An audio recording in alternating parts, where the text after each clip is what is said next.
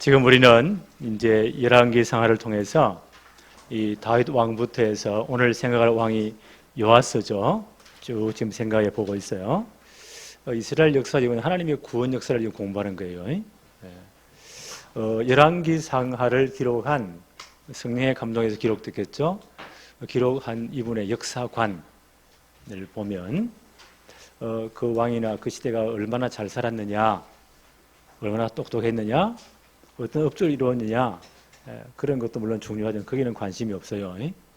이 사람이 진짜 중심에 하나님 보시기에 어떠했는가, 진짜 하나님 보시기에 제대로 언약 붙잡고 제대로 복음 속에 있었는가, 그렇지 않은가, 그게 오늘 열왕기 상하를 기록한 기자의 관점이에요. 역사의 관점이에요.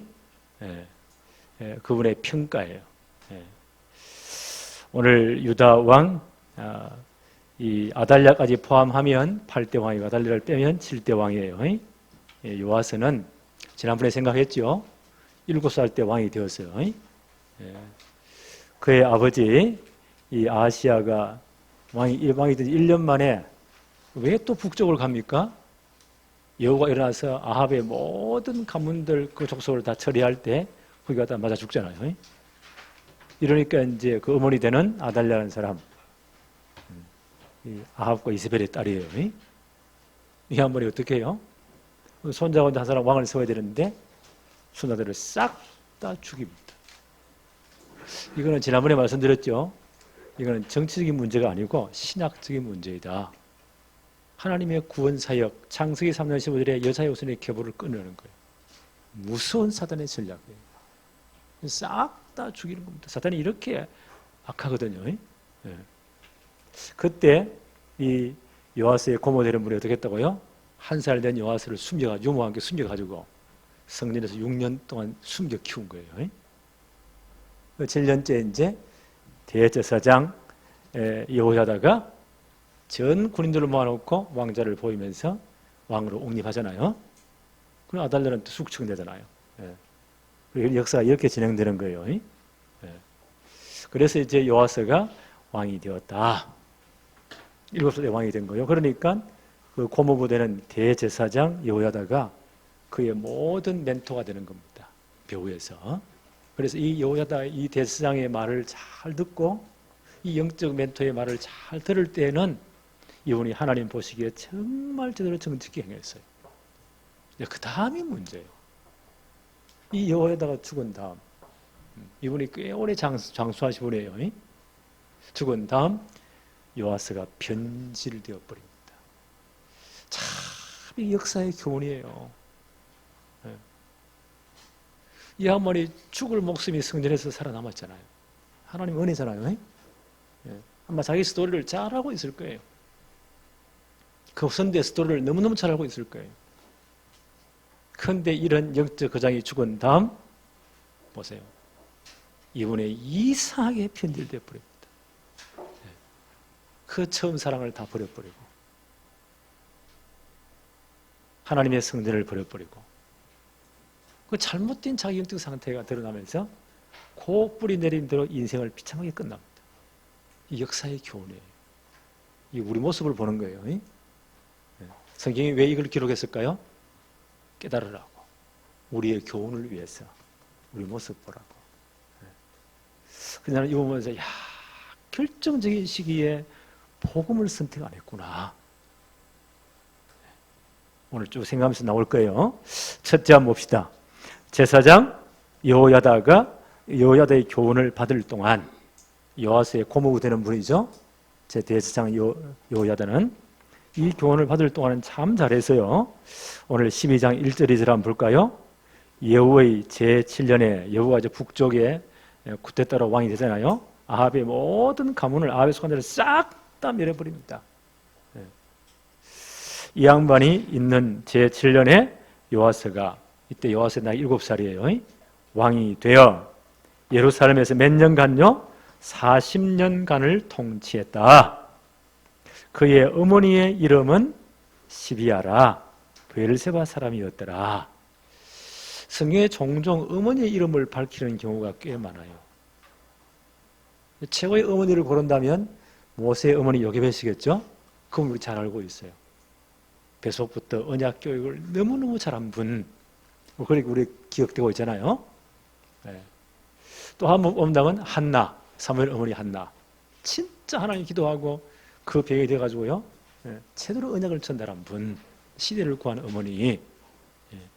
그 성경에 이 어머니 이름을 밝힐 때는 뭔가 이유가 있는 거예요. 네. 뒤에 좀 생각합시다. 2절에 요아스는 제사장 여호야다가 그를 교훈하는 모든 날 동안에는 이분이 영적 멘토가 돼가지고 그분의 영향을 아래 있을 때에는 여호와 보시기에 정직히 행하였으되 라고 말이 좀 꼬이죠. 그러면 그 다음 날이 뭘까요? 이 대제사장 여호야다가 죽고 난 다음에는 엉망진창이었다. 야, 그래서 한 세대를 넘기기 이렇게 힘들구나. 이 운동이. 근데 이거 보면서 다락방 운동이 이 용호사에 비롯해 1세대가 죽고 난 다음 언젠가는 하나님 다 불러가겠죠. 아무리 뭐 건강 운동을 열심히 해도 하나님이 그 날을 다 정해놨으니까 그 다음 일어난 다른 세대는 어떻게 될까? 사사기를 처음 시작할 때 여호수아가 살아계실 때 여호수아와 함께 동시대에 있는 장로님들이 살아계실 동안에는 괜찮았더라. 사사기 어떻게 써요? 이분들이 다 돌아오셔 난 다음 그 다음 세대는 어떻게 했다고요? 여호와를 잊어버렸다. 이게 역사의 교훈이에요. 지속이 그렇게 힘든가 봐요. 우리의 거울로 교훈으로 삼아야 되겠죠? 자, 그래서 요와 똑같은 역사를 기록한 것이 역대상하예요. 요건 좀 압축해놨고 역대하 24장에 오늘 요 상황들을 자세히 기록하고 있어요. 역대하 24장 7절에 보니까 이는 그 악한 여인 아달랴, 요아스 왕의 육신적으로 할머니 되는 사람이죠. 그 악한 여인 아달랴의 아들들이 하나님의 전을 파괴하고 또 여호와의 전의 모든 성물들을 바알을 위하여 사용하여 섬이었더라. 자, 이런 악한 시대가 있었어요.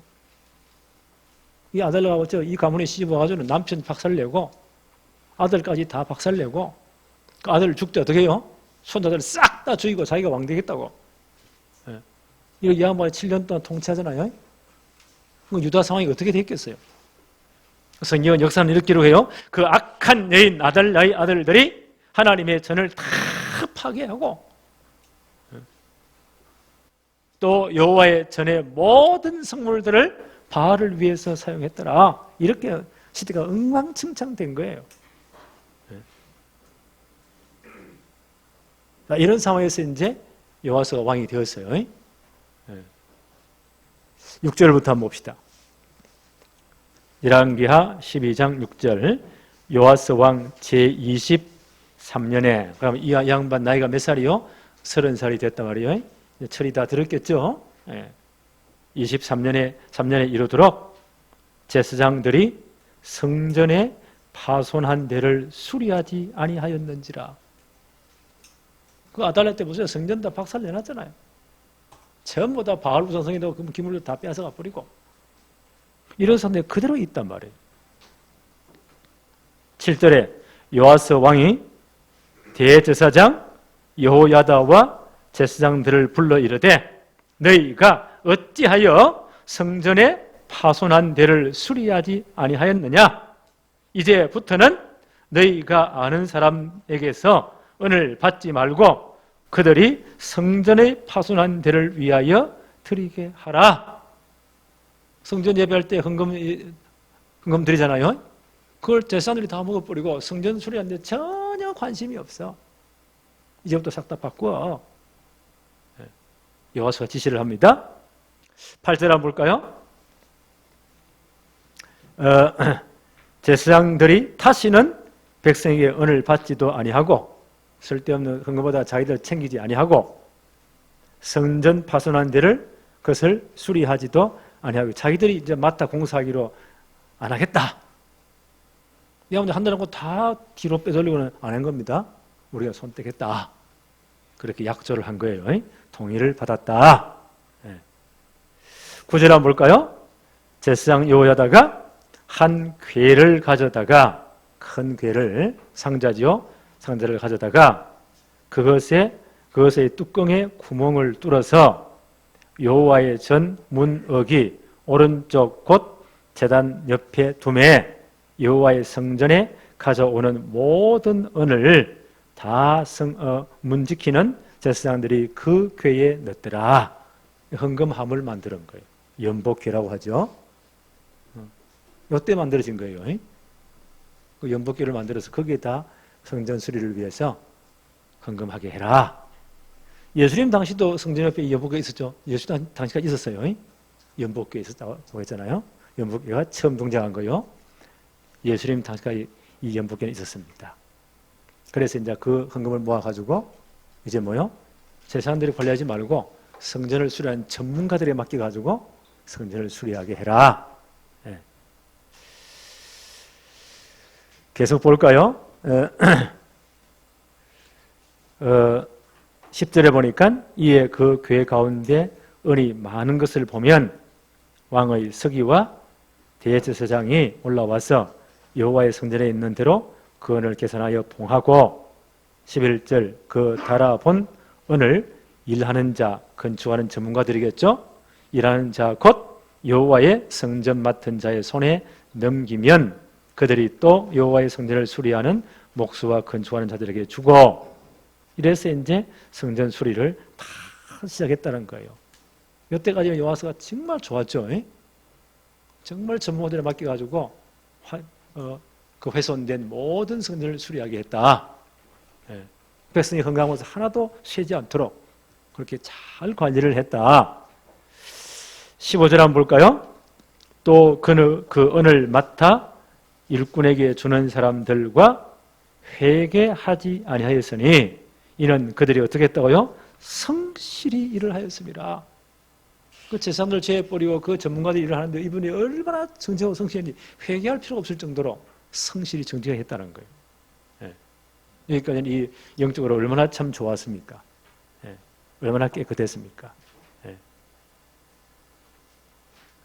자, 요 상황을 역대하 24장 이렇게 설명해요. 역대하 요 이후가 문제거든요. 그 대제사장 여호야다가 살아있을 동안 참 이렇게 잘했어요. 이렇게 맞춰놓고는 역대하 24장 14절 15절 이렇게 기록하고 있어요. 공사를 마친 후에 그 남은 돈을 왕과 여호야다 앞으로 가져왔으므로 그것으로 여호와의 전에 설 그릇을 만들었으니 곧 섬겨 제사 드리는 그릇이며 또 숟가락과 금, 은 그릇들이라. 성전에 필요한 모든 기구들을 만드는 거예요. 여호야다가 세상에 사는 모든 날에 여호와의 전에 항상 번제를 드렸더라. 여호와스의 고모부 되는 제사장 여호야다죠. 이분이 살아있을 동안에 이렇게 예배를 잘 드리고 신앙생활을 잘했다는 거예요. 항상 번제를 드렸더라. 그 여호야다가 나이 많고 늙어 죽으니 죽을 때에 130세라. 꽤 많이 오래 사셨죠. 요즘에 100살 넘는 분이 꽤 있지만 이 당시만 해도요, 이건 진짜 기적이에요. 왜 이렇게 이분이 오래 살았을까? 아마 요아스 왕 때문일 거예요. 그렇죠? 그 시대 때문에. 그래서 나는 이 복음 가진 주의 종들이, 이 다락방 1세들이 오래오래 장수하기를 기도하고 있어요. 그래서 난 영향력을 막, 진짜 우리 교회의 복음 가기 뿌리채리라 진짜 시켜야 돼요. 이 운동 취소하도록 만들어야 돼요. 성경이 기록하기를 이 여호야다가 세상 사는 날 모든 날에 여호와의 전에 항상 번제를 드리고 좋았다. 근데 이 양반이 돌아오시고 난 다음 여호와스가 변질되어 버립니다. 참 이게 아까운 거, 역사의 아픔이에요. 이게 아까운 거예요. 참 안타깝죠. 처음 사랑 여호와의 전을 버린 여호와스. 자, 어떻게 살았어요? 하나님의 전에 숨겨서 키웠잖아요. 인간적으로 이렇게 하면 안 되잖아요. 이걸 버려버렸다. 요 역사하기로 역대하 24장 17절 18절에 이렇게 기록하고 있어요. 여호야다가 죽은 후에 유다 방백들이, 그 방백들 관리들이겠죠? 이런 사람들이 와서 왕에게 절하며 왕이 그들의 말을 듣고, 이 엉터리에서 이 백성 신하들의 말을 듣고 그의 조상들의 하나님 여호와의 천을 버리고 아세라 목상과 우상을 섬겼으므로 그 죄로 말미암아 진노가 유다와 예루살렘에 임하니라. 그 여호와스 왕이 고모부되는 여호야다가 죽은 다음 이런 악한 놈들이 있어요. 이런 것들이 와가지고 왕을 싹싹 꼬십니다. 모든 칭찬을 다 하면서. 이 말을 들으면 안 돼요. 그런데 이 양반이 이 말을 듣고, 사람의 말을 듣고 뭘 버렸다고요? 여호와의 선을 버렸다. 하나님의 성전을 버렸다. 집에 그렇게 잘해놓고는요, 전혀 관심 없는 거예요. 예배다 준비하시게 버리고. 그렇다면 이 양반이 그 와서 여호야다가 살아날 동안은 억지로 하는 척 했는데, 진짜 어릴 때부터 지금까지 이 하나님의 언약과 말씀이 깊이 뿌리 내렸느냐 의심이 좀 되겠죠. 이렇게 가다 변해버린 거예요. 나는 이 다락방 운동이 이렇게 되지 않기를 기도합니다. 그래서 어릴 때부터 뭘 심냐가 그게 진짜 중요한 거예요. 이런 영적 거장이 살아계실 때는 꾹 눌러가지고 하는 척 해요. 그게 한번 돌아가시는가 보세요. 당장 이렇게 딱 변화되는 겁니다. 여호와의 전을 버렸다. 이 여호와스가 어떻게 살아남았죠? 하나님의 성전에서 숨겨서 키웠잖아요. 인간적으로 그렇게 해서 안 돼요.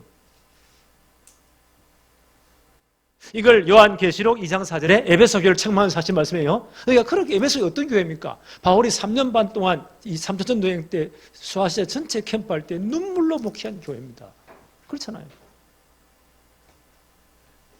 그 중심으로 캠프할 때 소아시아 전체 역사가 일어났잖아요. 에베소 전체 우상이 다 무너지고 이런 교회였습니다. 주님 뭐라고 책망하죠? 네가 그렇게 잘했지만 너에게 책망할 것이 있다는 거예요.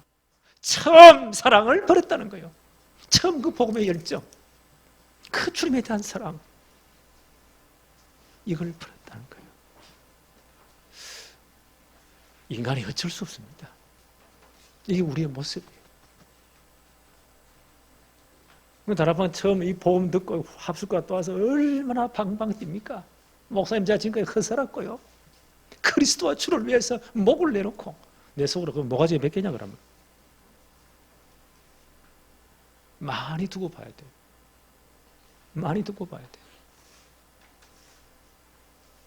어느 날 편질돼 버렸어요. 살만하니까, 형편이 피니까, 하나님 없어도 될 것 같으니까. 이게 우리 죄성을 지닌 인간이요. 그렇죠? 그래서 늘 우리가 성령 충만해야 돼. 은혜 받아야 돼. 왜 사람 자랑할 건 못 돼요. 그래서 디모데 전서 1장 19절에 바울 사도가 디모데 목사에게 편지한 거잖아요. 역시 에베소 교회를 목회하는 분이었어요. 목회할 때입니다. 네. 그 젊은 목회자의 편지를 써요. 그 디모데 전서예요. 이렇게 부탁합니다. 디모데전서 1장 19절에 믿음과 착한 양심을 가지라. 어떤 이들은 이 양심을 버렸고 믿음에 관하여는 파산했느니라. 그중에 이런 놈들이 있다라고 바울이 말해요. 믿음과 착한 양심, 이 두 가지를 말했어요. 착한 양심 뭘까요? 우리 윤리 혹은 인간의 의리, 그죠?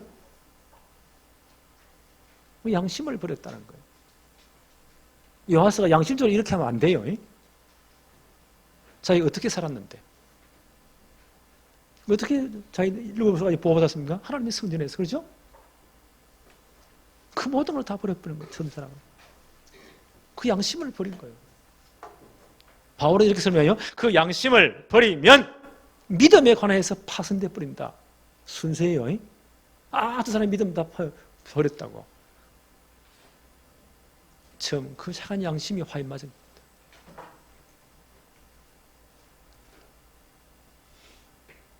에베소 교회 책망을 따르면요, 처음 사랑을 버린 거예요. 그 복음의 열정, 은혜를 버려버린 거예요. 그럼 어떻게 돼요?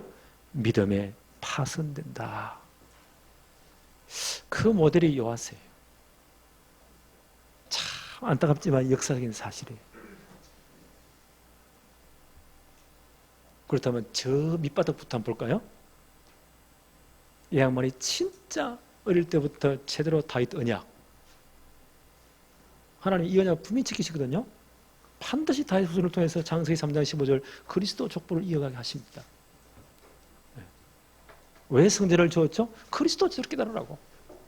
그 안에서 이분이 자랐잖아요. 보호받았잖아요. 철저히 그리스도로 각인 뿌리 체질화 복음을 돼야 되는데 이게 뭔가 희미한 것 같아요. 보니까 그 모습을 볼 때는 된 것 같아. 그렇잖아요. 그 고모부 되는 재상 살아계실 때는 다 순종했으니까 이렇게 성경술에 열심을 내서니까 된 것 같은데 진짜 속으로 깊은 각인 뿌리 체질이 안 된 것 같아. 이게 안타까워. 나는 우리 교회 렘넌트 성공 시대를 진짜 목턱에 부르셨잖아요. 뭐가 중요할까요? 이 아이들에게 정말 또 제대로 복음이 진짜 각인되고 있느냐? 제대로 이 언약이 진짜 체질화되고 있느냐? 뿌리 내리고 있느냐? 우리 늘 점검하고 우리를 돌아봐야 됩니다.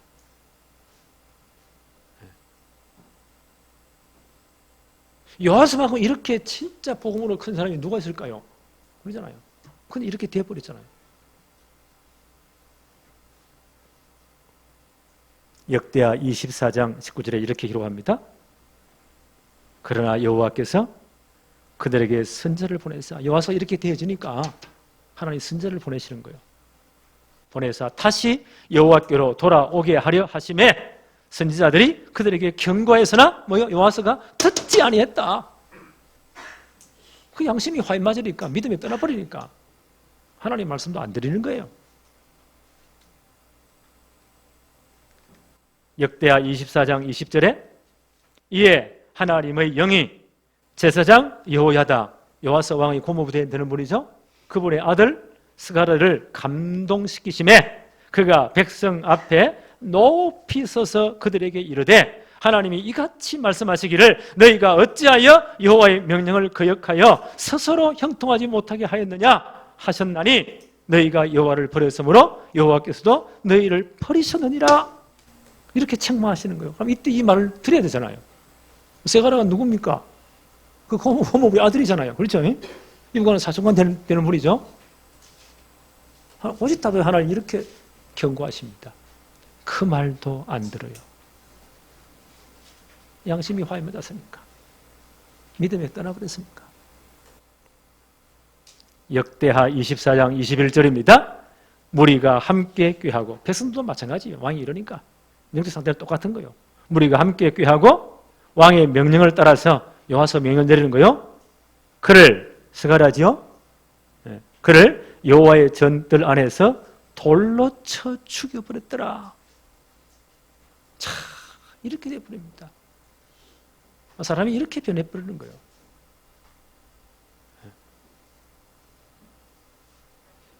여호와스 왕이 이와 같이 스가랴의 아버지 여호야다가 베푼 은혜를 기억하지 아니하고, 인간적으로 이렇게 이러면 안 되잖아요.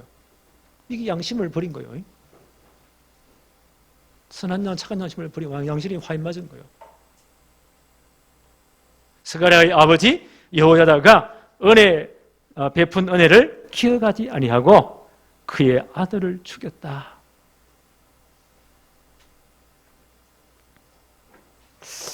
이렇게까지 되어버렸습니다.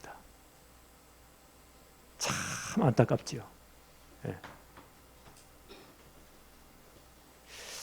다시 열왕기하 12장 돌아옵니다. 17절부터 한번 볼까요? 12장 17절부터. 그때 이런 때입니다. 이런 일이 이런 이제 여호야다가 죽고 난 다음 이런 일이 벌어지는 거예요. 그때에 하나님이 또 징계를 내리시죠. 아람 왕 하사엘이 올라와서 가드를 쳐서 점령하고 예루살렘을 향하여 올라오고자 하므로, 완전 믿음 떠난 요아스 왕이 하는 짓을 한번 보세요. 18절, 유다의 왕 요아스가 그의 조상들 유다 왕 여호사밧과 여호람과 아하시야가 구별하여 드린 모든 성물과 자기가 구별하여 드린 성물과 여호와의 성전 곡간과 왕궁에 있는 금을 다 가져다가 아람 왕 하사엘에게 보냈더니, 하사엘이 이거 딱 받아가지고 예루살렘 박살내고 예루살렘에서 떠나갔더라. 이런 일이 벌어지는 겁니다. 좀 더 이걸요 자세히 살펴보면 역대 24장을 요 같은 기록입니다. 자세한 기록을 다시 한번 볼게요. 역대하 24장 23절 24절에 이렇게 기록되어 있어요. 1주년 말에 아람 군대가 요아스를 치려고 올라와서, 하셀이 큰 군대를 거느려 올라오는 거예요. 유다와 예루살렘에 이르러 백성 중에서 모든 방백들을 다 죽이고 노력한 물건을 다메섹 왕에게로 보내니라. 아람 군대가 적은 무리로 왔으나 여호와께서 심히 큰 군대를 그들의 손에 싹 다 넘겼다는 거예요. 아람 군대가 그렇게 많지 않았어요. 그 유다 군대는 굉장히 숫자가 많았어요. 하나님이 그 많은 숫자를 아람 군대에 다 넘겨버린 겁니다. 그냥 유다가 지금 박살나는 겁니다. 여호와께서 심히 큰 군대를 그들의 손에 넘겼으므로 이는 유다 사람이 그의 조상들의 하나님 여호와를 버렸습니다. 이게 누가 앞장섰다고? 여호와가 앞장선 거예요. 이와 같이 아람 사람들이 여호와를 징벌하였더라. 하나님이 심판의 막대기를 쓰시는 거예요.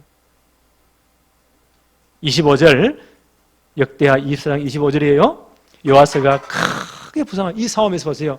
여호와서 승리하는데 크게 부상을 당합니다.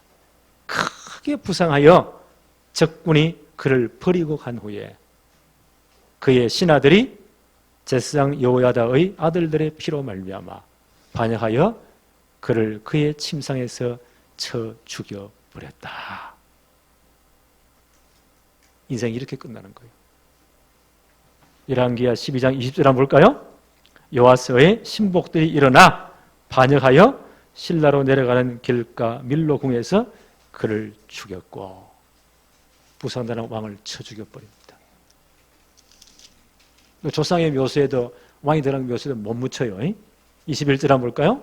그를 쳐서 죽인 신복은 시므아스의 아들 요사갈과 소멜의 아들 여호사밧더라.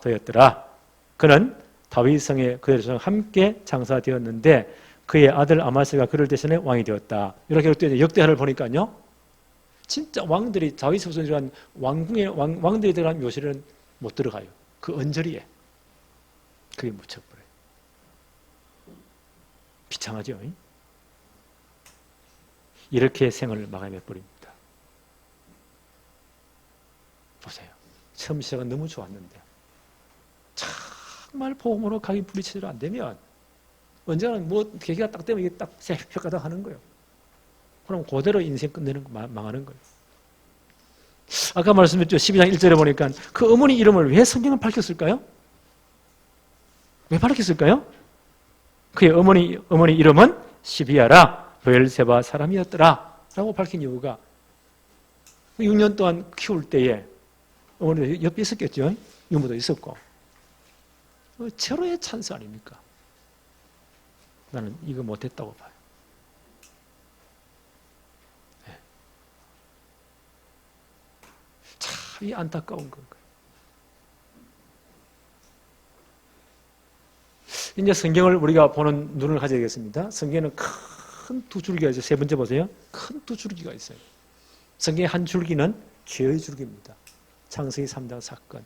장본인이 누굽니까? 사단이잖아요. 아담 하와를 넘어뜨렸잖아요. 그게 어떻게 해요? 창세기 6장 네피림 시대 노아무 사건, 그 타락을, 모든 문화를 타락을 다 시킵니다. 홍수 이후에 뭐요? 창세기 11장 바벨탑 사건을 주도하잖아요. 하나님 없이도 참나 살 수 있다는 거야. 하나님 밀어내버려. 우리 과학, 우리 힘을 다해서. 자, 이게 됩니까? 나는 이 우한필름 이 사건 보면서요. 야, 이게 인간의 바벨탑이구나. 석수무처럼 무너지는 거예요. 아담과 하와로 하여금 뭐요? 하나님의 언약을, 처음 사랑을 버리도록. 하나님이 다 줬잖아요. 그 언약을 세웠잖아요. 그걸 딱 배반해 버립니다. 솔로몬 마찬가지. 처음에 얼마나 좋았어요. 요나스 마찬가지. 처음 얼마나 좋았어요. 이후 두 분의 특징, 하나님의 전을 버려버립니다. 그렇다면 근본적으로 이분들의 그 깊은 내면 속에는 진짜 복음이 각인됐을까요? 뿌리 내렸을까요? 완전 복음 체질, 생각도 모든 것도 복음으로 체질로 해석하고 했을까요? 아니죠. 그 다음 두 번째, 복음의 줄기가 있어요. 그럼 하나님 실패했습니까? 하나님은 처음부터 인간이 넘어지자 말자 창세기 3장 15절 여자의 후손으로 그리스도 보내겠다. 바벨탑 사건 이후에 하나님 누구를 부르시죠? 믿음의 성 아브라함 부르십니다. 창세기 12장 1절로 4절. 그래서 이 주인공을 가나안 땅으로 가라는 거예요. 여기 아브라함이 순종한 거예요. 그 후손으로 이 사건, 아브라함 사건 1000년 후에는요, 다윗 왕을 택하신 겁니다. 왜요? 그리스도의 예표가 되는 성전 짓기 위해서. 전 백성이 성전에 예배하면서 그리스도 바라봐야 되니까. 그래서 너를 왕으로 세웠다. 이 언약서로 붙잡은 다윗의 후손을 영원히 있게 해서 그리스도로 하겠다. 이게 성경의 역사예요. 이 충분한 비밀들을 여호와가 놓친 거예요. 솔로몬이 그렇게 복을받아도 훗날에 이걸 놓친 거예요. 요한복음 5장 39절 너희가 성경에서 영생을 얻는 줄 생각하고 성경을 연구하거니와 이 성경이 곧 내게 대하여 증언하는 것이니라. 그래서 진짜 바로 붙잡아야 됩니다. 이걸 놓치면 큰일 나. 성경 사단은 이걸 놓치게 만들어요. 로마서 15장 4절 무엇이든지 전에 기록된 바는 우리의 교훈을 위하여 기록된 것이다. 그렇죠.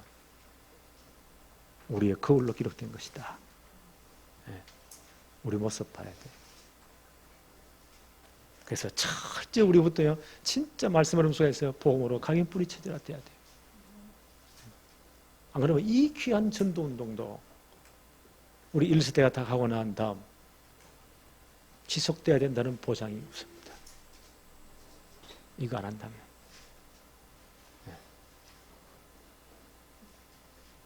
그래서 부활하신 주님이 40일 동안 감람산에 모아놓고 왜 집에 계속 가르쳤을까요? 제대로 딱 뿌리 내리기 위해서.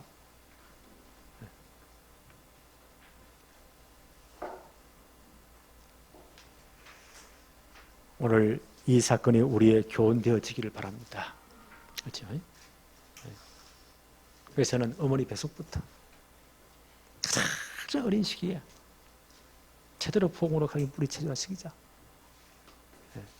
거기에 모든 이제 규모와 실력 갖추게 만들자. 그래서 그의 모든 생각, 사고가 진짜 복음 안에서 나오도록. 여호와서 보세요. 사람 말 듣고 보세요. 진짜 판단할 때 언약으로 판단했다면 그 말을 거부해야 돼요.